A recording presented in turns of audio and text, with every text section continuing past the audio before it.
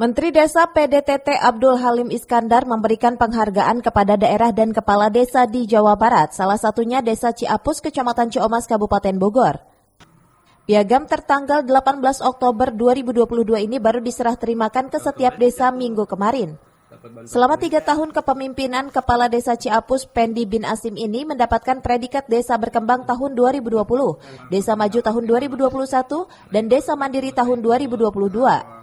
Piagam dan lencana ini sebagai bukti keberhasilan Kades dan bisa dipamerkan kepada warga desa sekaligus bukti prestasi Kades.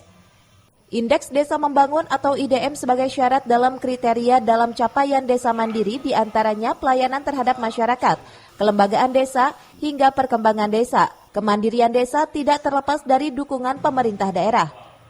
Menjadi desa mandiri tentunya juga ini adalah suatu perkembangan yang cukup menggembirakan ya bagi desa kami.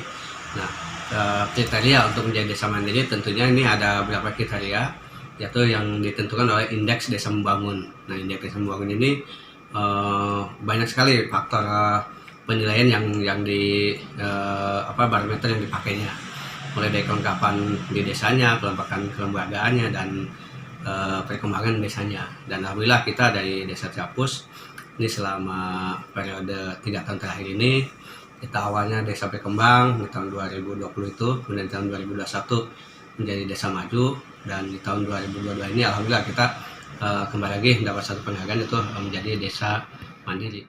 Dalam mempertahankan predikat desa mandiri, Pemdes Ciapus berinovasi di berbagai sektor kemasyarakatan dan mempermudah pelayanan dengan sistem anjungan secara efisien, efektif, dan tidak memerlukan waktu yang lama. Dari Ciomas, Kabupaten Bogor, Iman Abdurrahman melaporkan.